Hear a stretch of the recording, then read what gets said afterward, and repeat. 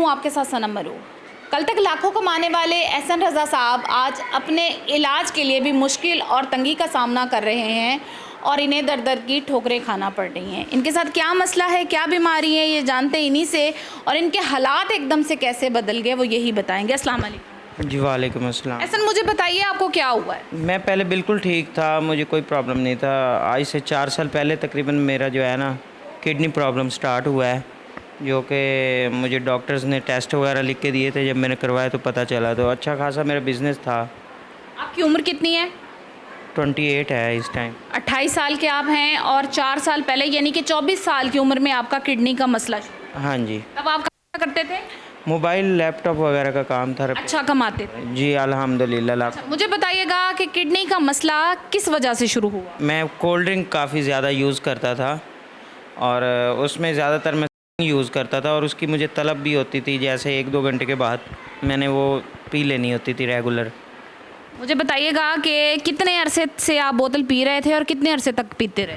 कुछ कह नहीं सकते, अब ये चीज़ तो मैंने नोट नहीं की थी। हाँ, लेकिन ये है कि 1-2 साल मैंने पी है। 1-2 साल मुसलसल बोतल पिए।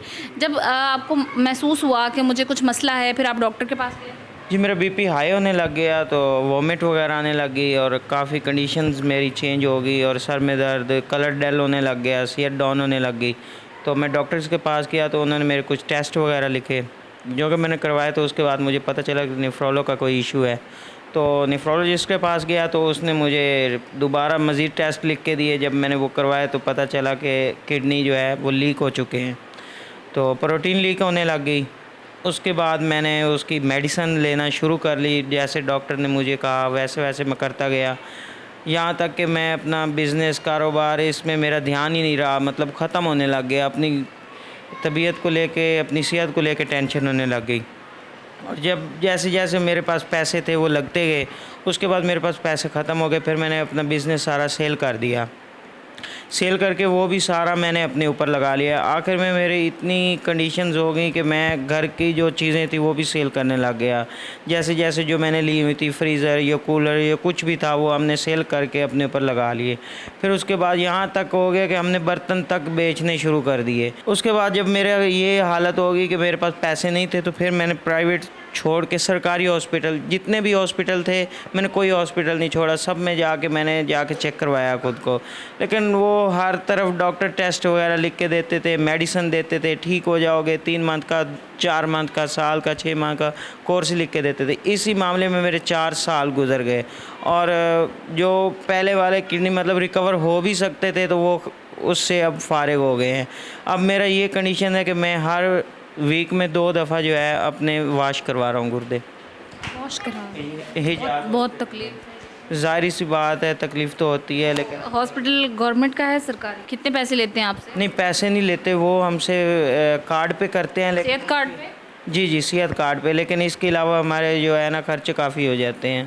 खर्चे काफ़ी हो जाते हैं। जी जी। कौन है आपका इस वक्त कमाने वाला, घर हेल्प करने वाला? कैसे गुजारा होता है? आप ही कमाने वाला तो पहले मेरा बड़ा भाई था, मैं ख़ुद भी कमाता था, लेकिन जब से ये कंडीशंस हुई हैं तो उसके बाद एक हम 2 ही भाई हैं, अब वो मुझे संभालते हैं। वो आपको संभालते हैं। आपकी शादी हुई है? जी मेरे 2 शादियाँ हुई हैं। बच्चे कितने हैं? 3 बच्चे हैं मेरे। उनके बच्चों के अखराजात भी बस ऐसे ही अब पहले खुद करते थे? जी ज़ाहिर सी बात है, उस टाइम मेरा अच्छा कारोबार था तो मुझे कोई इशू नहीं था, और अब मेरा कारोबार ही नहीं रहा तो अब मैं बहुत मुश्किल में हूँ। बच्चे भी हैं, वाइफ भी है, घर भी है, अपने ऊपर भी लगाने होते हैं। मेरा मेडिसिन का खर्चा इतना है और अपना कि मैं अफोर्ड नहीं कर पा रहा। सरकारी हॉस्पिटल्स में सही ताउन नहीं मिलता?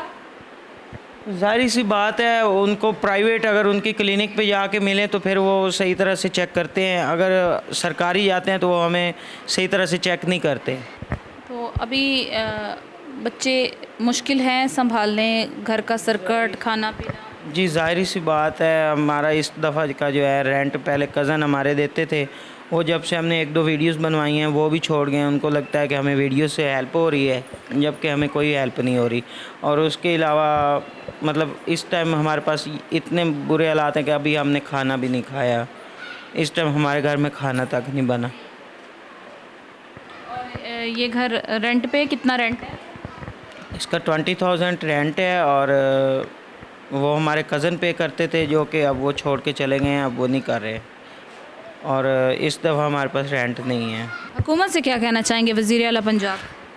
वज़ीर आला पंजाब से मैंने एक दो पहले वीडियो में भी कहा है कि मेरी हेल्प करवा दें, मुझे इलाज की ज़रूरत है। मेरा किडनी ट्रांसप्लांट का प्रोसीजर चल रहा है PKLI से, और उसके अलावा हिजाज़ हॉस्पिटल में मेरे गुर्दे वाश हो रहे हैं। बाकी अगर मेरी हेल्प कर सकते हैं तो मरीम नवाज़ से रिक्वेस्ट है, मेरी हेल्प कर दें। कितना मुश्किल है ये सर्वाइवल, देखने वाले भी जानना चाहते हैं और लोगों को अब यकीन भी कम आता है कि क्या सचमुच में कोई ज़रूरतमंद है या नहीं है, कि एक बंदा अच्छा कमा रहा है, अरूज देख रहा है, और सेहत और तंदुरुस्ती अल्लाह ताला के इख्तियार में, और दिनों में वो इस नौबत को आ जाता है कि उसके घर में खाने को भी कुछ नहीं।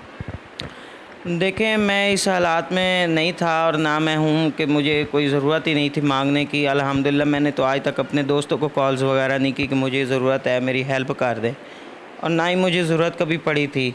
लेकिन इस हालात में बस अल्लाह ताला के इम्तिहान होते हैं, अल्लाह ताला लेके आए हैं। मैं चाहता नहीं था किसी से मैं हेल्प मांगूं, लेकिन अब मुझे ज़रूरत है और मैं चाहता हूं कि मेरी हेल्प करें ताकि मैं अपने बच्चों का और अपना इलाज कर सकूं, मैं ठीक हो जाऊं, ताकि मैं अपने बच्चों की केयर कर सकूं, उनका फ्यूचर अच्छा कर सकूं या अपने फैमिली को संभाल सकूं। तो जितने भी मुखय्यर हजरात हैं, बड़े दिल वाले लोग भी इस दुनिया में मौजूद हैं कि ऐसे लोगों को जिन्हें वाकई ही मदद की ज़रूरत होती है, अच्छा इलाज हो जाए उनका, ताकि वो ठीक हो के अपनी फ़ैमिली को संभाल सकें, अपने बच्चों को संभाल सकें, या कुछ मुखय्यर हजरात जो वैसे हेल्प करना चाहते हैं, तो इनका नंबर हम स्क्रीन पर चलाएँगे, इनके नंबर पर आप लोग रब्ता कर सकते हैं। और मेरी वज़ीर आला पंजाब से भी गुजारिश है कि कोई ऐसी टीमें बनाई जाएँ जो कम से कम जिस तरह से ये मुस्तहिक हैं, मुस्तहिक लोगों को ढूंढें, उन तक पहुँचें, और जिन्हें वाकई ही इलाज में तंगी का सामना करना पड़ रहा है, जिनके अखराजात पूरे नहीं हो रहे, उन तक कोई हुकूमती प्रोग्राम, कोई हुकूमती रसाई, कोई हुकूमती इमदाद तो पहुँचे।